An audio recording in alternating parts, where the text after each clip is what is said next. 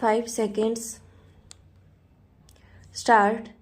There is no doubt whatever that in the interest of human civilization, these weapons should not only be banned but destroyed. Stop. The question is who is going to take the risk. Stop.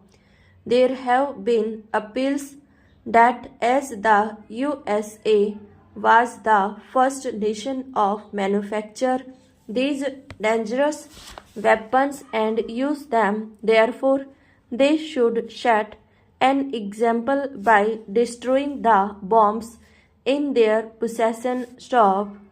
Stockpiling of atomic weapons would lead to a dangerous situation, and somebody therefore ought to make a start in the matter of the destruction of these weapons. Stop. If moral standards are to be the guiding factor, it will be a great help of humanity. Stop. If these steps can be taken, if only there is courage to do so, the USSR will have to follow suit, but unfortunately there is the fear complex. Stop. Most nations want to protect themselves and want to guard themselves against any surprise attacks by the other side. Stop. So the armaments race goes on. Stop. They forget that this mentality will eventually lead to war. Stop. They think that associations can take place only when one can speak from strength, but they forget that two can play at this game. Stop.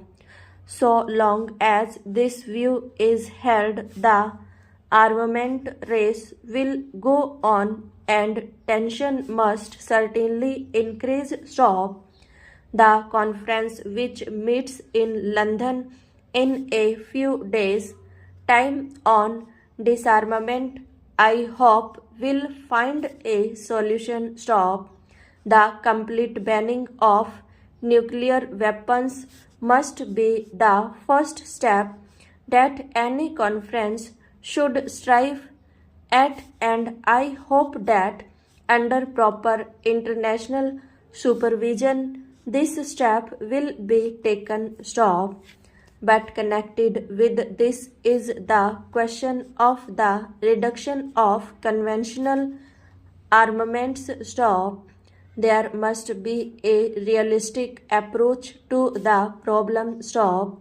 The USSR today possesses so much strength that it should be the first to agree to reduce its land army in the interest of the good relations that should exist between nations. Stop.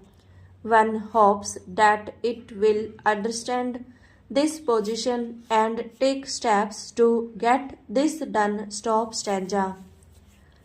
I am glad that the Atomic Energy Commission of the United Nations has recognized that India has a part to play in this field and has asked our leading nuclear scientist Dr. Bhabha to preside over the conference proposed to be held at Geneva. Stop. The USSR has promised to show how she has been able to set up a nuclear plant producing electric power, but great steps have been taken in this connection also in the UK, and the recent report on atomic power placed as a white paper before the House of Commons shows that by about 1980 there will be about 12 to 13 stations working in various parts of that country to produce electricity and power for peaceful purposes. Stop. This is a great step, and our country will benefit by the steps that are being taken because our intention is to use atomic power for peaceful purposes. Stop.